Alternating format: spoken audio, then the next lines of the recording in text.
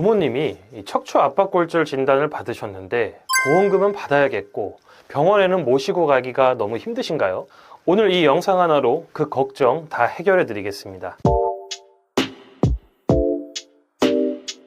안녕하세요. 저는 10년 경력의 독립손해사정사입니다.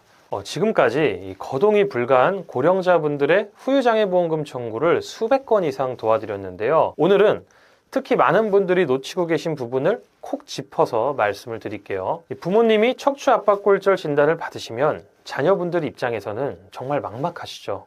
병원비는 계속 나가고 간병은 간병대로 힘들고, 그런데 이 가입해 놓은 보험에서 후유장애보험금을 받을 수 있다는 걸 알게 되셨을 거예요. 그런데 막상 알아보면 후유장애 진단서를 직접 받아오세요 라는 말을 듣게 됩니다. 그런데 문제는 이 담당 주치의는 후유장애 진단서 작성을 꺼려하고, 또 부모님은 연세도 많으시고 거동이 어려우셔서 이 병원에 직접 모시고 가는 것 자체가 너무 힘든 상황인 거죠. 그래서 어떻게 해야 하나 이 보험사에 전화를 해봤더니 직접 내원해서 받아오셔야 됩니다 라는 말만 반복하고, 또 이러다가 보험금을 그냥 못 받는 건 아닌가 싶어서 가슴이 답답하셨던 분들 많으실 거예요. 자, 그럼 왜 이게 이렇게 어려운지부터 말씀을 드릴게요. 크게 세 가지 이유가 있습니다. 첫 번째, 치료해주신 주치의 선생님이 후유장애 진단서를 잘 안 써주려고 하십니다.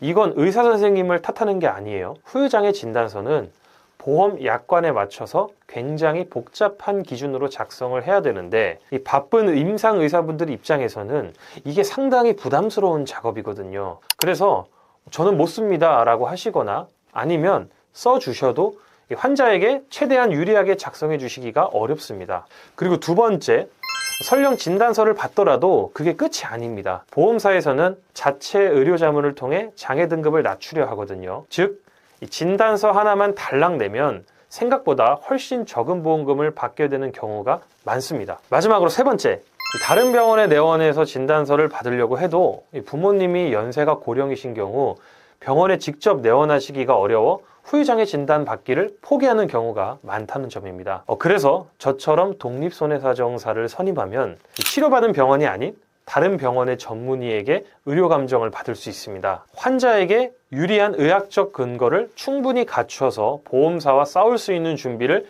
제대로 하는 거죠. 실제로 제가 도와드린 사례를 하나 소개해 드릴게요. 70대 후반 어머니를 모시는 50대 아드님께서 저에게 연락을 주셨어요.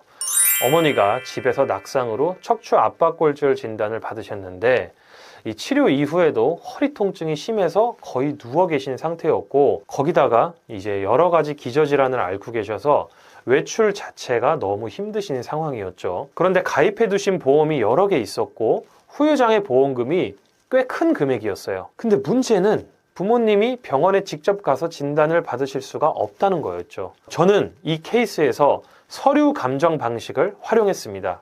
기존 치료 기록, MRI, CT 등 의무 기록 일체를 수집해서 종합병원 전문의에게 서류만으로 의료 감정을 요청한 거예요. 어머니는 단 한 번도 병원에 가지 않으셨습니다. 이후 저는 서류 감정을 받은 결과물인 후유장애 감정서를 토대로 손해사정 보고서를 디테일하게 작성하여 보험사에 제출하였고요.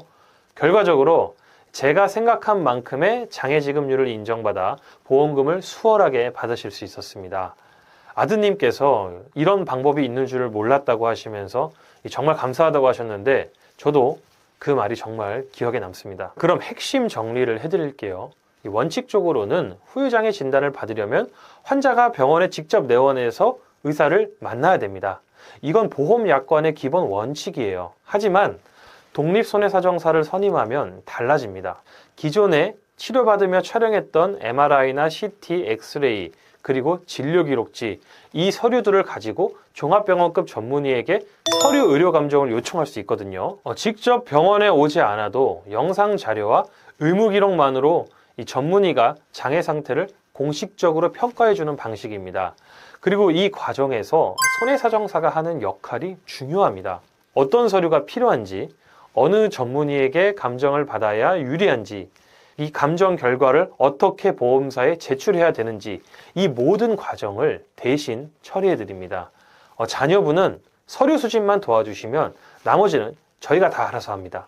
이 부모님이 연세가 많으시고 몸이 불편하시다는 이유로 받을 수 있는 보험금을 포기하지 않으셨으면 좋겠습니다. 방법은 분명히 있습니다. 혹시 지금 비슷한 상황에 계신 분들, 이 상황이 각자 다를 수 있기 때문에 댓글보다는 직접 상담을 통해 정확하게 도움을 드리고 싶습니다. 제가 고정 댓글에 상담 신청 방법을 올려드렸는데요. 부모님 상황을 간단히 적어서 문의 주시면 제가 직접 확인하고 답변을 드리겠습니다. 이 보험금 받을 수 있는 분들이 못 받는 일이 없도록 제가 끝까지 도와드리겠습니다. 오늘 영상이 도움이 되셨다면 구독과 좋아요 부탁드리고요. 저는 다음번에 더 좋은 영상으로 찾아뵙겠습니다. 감사합니다.